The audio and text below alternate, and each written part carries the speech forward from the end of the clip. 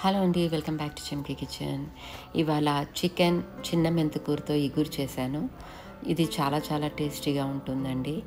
నేను చెప్పిన విధానంలో ఒక్కసారి మీరు కూడా తప్పకుండా ట్రై చేయండి. ఇది వేడి వేడి అన్నంలోకైనా చపాతీలోకైనా చాలా టేస్టీగా ఉంటుందండి. లేట్ చేయకుండా వీడియోలోకి వెళ్ళిపోదామా? ముందుగా 1/2 కేజీ చికెన్ తీసుకొని బాగా కడుక్కొని అందులోకి 1/2 టీ స్పూన్ పసుపు, తగినంత ఉప్పు, కారాలు, అలాగే 1 టీ స్పూన్ గరం మసాలా, అలాగే 2 టీ స్పూన్ల ఆయిల్ని వేసుకొని బాగా కలుపుకొని ఒక 15 నిమిషాలు పక్కన పెట్టుకోండి. తర్వాత చిన్న మెంతికూరని 2 కట్టలను తీసుకొని అది కూడా శుభ్రంగా కడుక్కొని పక్కన పెట్టుకోండి.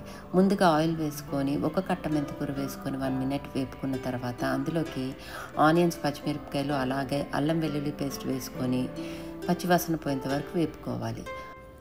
అలాగే మ్యారినేట్ చేసుకున్న చికెన్ని వేసుకొని దాన్ని కూడా నూనె తేలేంత వరకు వేపుకున్న తర్వాత 1 గ్లాస్ వాటర్ వేసి 2 విజిల్స్ వచ్చేంత వరకు ఉడకపెట్టుకొని తర్వాత మెంతికూర వేసుకోవడమే. అంతేనండి. Thanks for watching.